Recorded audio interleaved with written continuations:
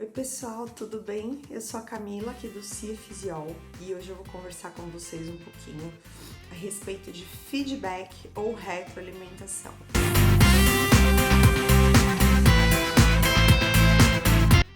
Você já ouviu falar nesses termos?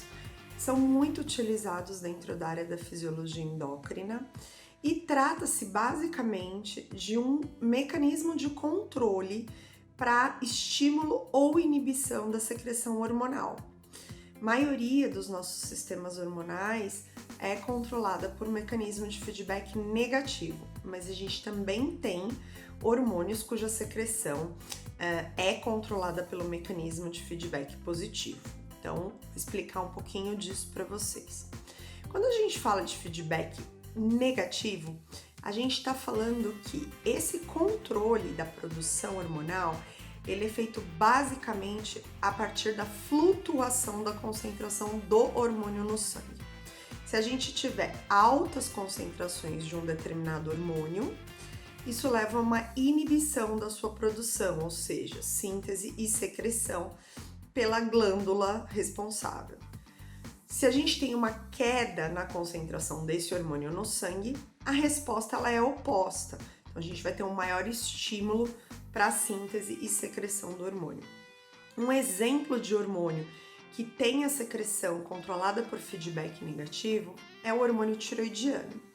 Se a gente tiver altas concentrações de hormônios tiroidianos T3 e T4, essas concentrações sinalizam lá para o nosso sistema nervoso central, especificamente por hipotálamo, que ele não precisa produzir tantos fatores estimulantes para a secreção dos hormônios tiroidianos.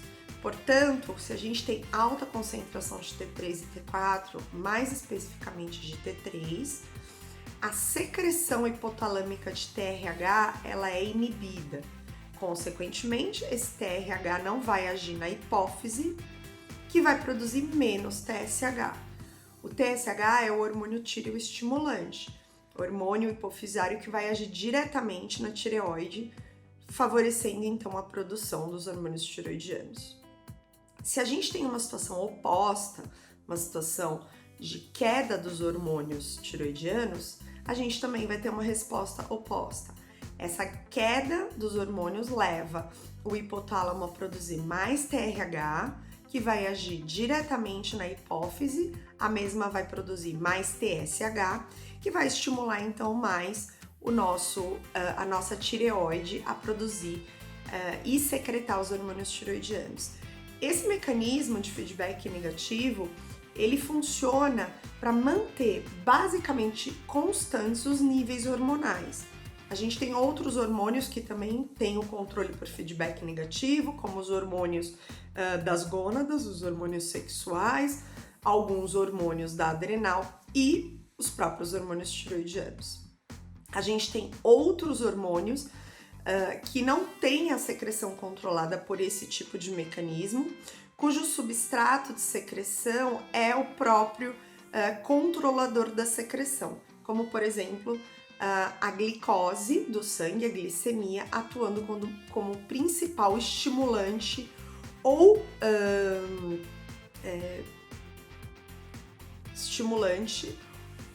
inibidor da secreção de insulina. Por outro lado, a gente tem um mecanismo de feedback positivo. O feedback positivo, ele responde de uma maneira diferente. Então, esse hormônio, ele vai ser secretado, vai produzir uma ação e essa ação leva a um aumento da própria secreção do hormônio novamente.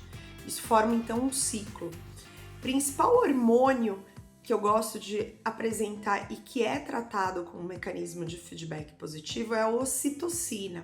Muita gente ouviu falar da ocitocina, um hormônio associado ao prazer, ao bem-estar, e é o principal hormônio envolvido aí no trabalho de parto. A ocitocina, ela inclusive pode ser utilizada de maneira sintética para estimular o início do trabalho de parto ou ainda para aumentar a frequência das contrações uterinas num trabalho de parto que já tenha iniciado. A ocitocina ela é um hormônio proveniente da neurohipófise e cuja secreção é controlada por mecanismo de feedback positivo. E como que isso funciona? A ocitocina, ela vai produzir basicamente contrações uterinas e a distensão da musculatura desse útero é percebida pelo sistema nervoso central, que estimula uma maior secreção ainda de ocitocina. Esse processo só vai cessar a partir do momento que o bebê nascer, que houver a expulsão do feto. A ocitocina ela vai continuar sendo liberada numa quantidade menor, o que vai manter a contração uterina e que vai ajudar na retorno do tamanho do útero, permitindo um melhor controle de hemorragia no período pós-parto. Um outro momento que a ocitocina também é estimulada é durante a lactação.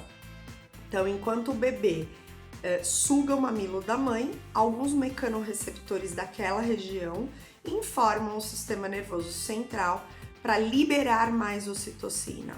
Essa ocitocina está envolvida diretamente na ejeção do leite, na saída do leite, não na produção. Quem controla a produção é a prolactina. Mas ambos os hormônios são fundamentais para o processo de amamentação.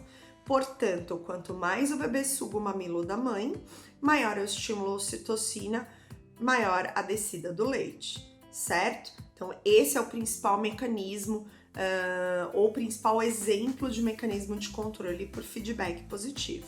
Espero que vocês tenham gostado. Até o nosso próximo vídeo.